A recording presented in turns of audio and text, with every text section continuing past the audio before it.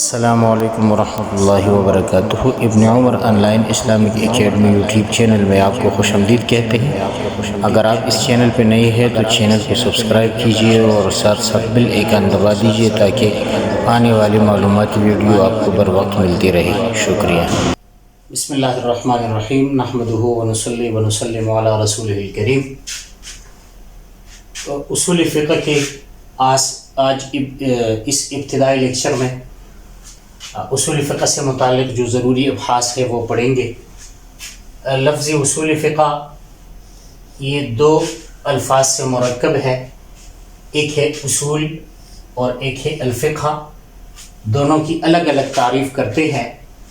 تو اصول یہ اصل کی جمع ہے، اور اصل کہتے ہیں بنیاد، اساس اور قاعدہ کو۔ اس کی جو تعریف کی گئی ہے ما یبتنی علیہ غیرہ، یعنی اصل وہ چیز ہے جس پر دوسری چیز کی بنیاد رکھی جاتی ہے۔ جو دوسری چیز کے لیے بنیاد بن جائے اس کو کہتے ہیں اصل۔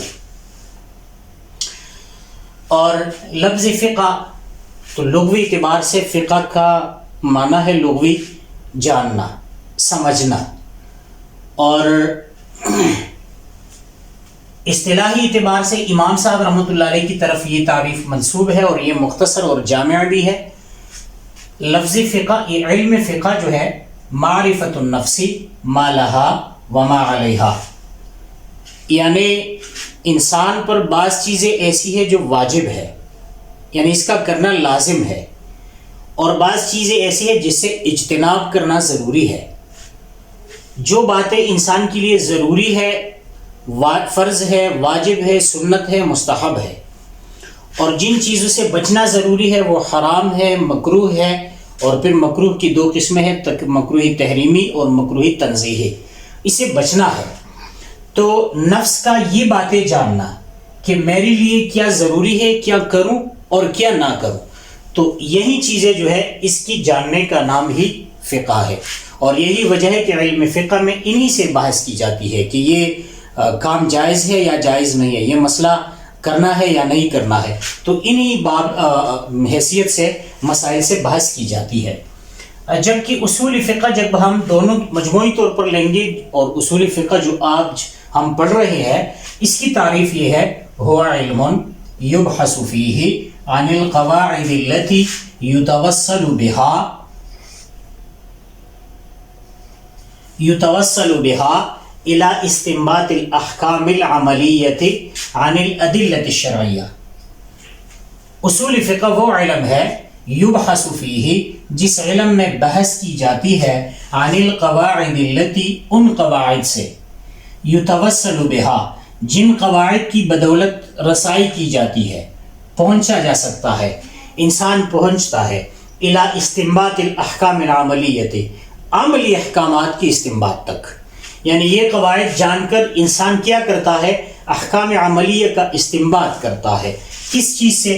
عن الادلۃ الشرعیۃ، ادلہ شرعیہ سے۔ اب احکام عملیہ جیسا کہ پہلے ہم نے بحث کی، اس پر فرض ہے، واجب ہے، سنت، مستحب اور حرام، مکروہ وغیرہ، یہی احکام عملیہ ہے۔ اب ادلہ شرعیہ سے کیا مراد ہے؟ یہاں پر جو ادلہ شرعیہ ہے، تو ادلہ شرعیہ یہ چار ہے: کتاب اللہ یعنی قرآن کریم، سنت رسول صلی اللہ علیہ وسلم، اجماع اور قیاس۔ ان سب کی تعریفات اور اس سے متعلق جو ضروری ابحاث ہیں وہ آگے پڑھیں گے۔ تو علم فقہ وہ علم ہے جن میں ہمیں یہ قواعد سکھائی جاتی ہے کہ آپ نے کتاب اللہ، سنت رسول، اجماع اور قیاس سے مسائل کا استنباط کیسے کرنا ہے۔ تو یہی تعریف ہے علم اصول فقہ کی۔ اچھا، اب اصول فقہ میں جس چیز سے بحث کی جاتی ہے، موضوع کیا ہے اصول فقہ؟ تو ادلہ شرعیہ ہے۔ ادلہ شرعیہ کتاب اللہ، سنت رسول، اجماع اور قیاس، اس سے ہم بحث کرتے ہیں۔ لیکن من حیث ایصالها الی الاحکام العملیۃ، ہم اس حیثیت سے بحث کریں گے کہ اس سے احکام عملیت تک رسائی ممکن ہو۔ تو اس سے معلوم ہوا کہ پوری کتاب اللہ یعنی قرآن کریم کی جو مکمل قرآن کریم ہے، اصول فقہ میں اس سے بحث نہیں کی جاتی۔ یا سنت رسول ہے تو تمام سنت میں اس سے بحث نہیں کی جاتی. آگے اجماع کی بھی اپنی اقسام ہے، قیاس کی بھی اقسام ہے. تو ان تمام ابحاث سے صرف اس حیثیت سے بحث کی جاتی ہے کہ اس سے احکام عملیہ مستنبط ہوتے ہیں اور ہم اس تک رسائی حاصل کر لیں. یہی وجہ ہے کہ کتاب اللہ کی تقریباً 500 آیات اس سے بحث کی جاتی ہے جس سے احکامات مستنبط ہوتے ہیں. اسی طرح سنت رسول صلی اللہ علیہ وسلم میں بھی ایک محدود حصہ ہے. باقی جو کتاب اللہ میں قیامت کے احوال ہے یا اسی طرح دیگر قوموں کے احوال ہے، تذکیر بایام اللہ بآلاء اللہ جو شاہ ولی اللہ رحمۃ اللہ علیہ الفضل الکبیر میں ذکر کرتے ہیں، تو ان سے اصول فقہ میں بحث نہیں کی جاتی. یا اسی طرح سنت میں جو ادعیہ مأثورہ ہے، دعا جو نقل ہے رسول اللہ صلی اللہ علیہ وسلم سے، یا اسی طرح اور بھی بہت ساری چیزیں سنت رسول سے ثابت ہوتی ہے، تو انہی چیزوں سے پھر بحث نہیں کی جاتی. ہم صرف اس حیثیت سے بحث کریں گے کہ ان سے مسائل مستنبط ہوتے ہیں یا نہیں ہوتے. اور اس کا غرض کیا ہے، یعنی اصول فقہ ہم پڑھتے کیوں ہیں؟ اگر یہ نہ پڑھے تو کیا نقصان ہوگا؟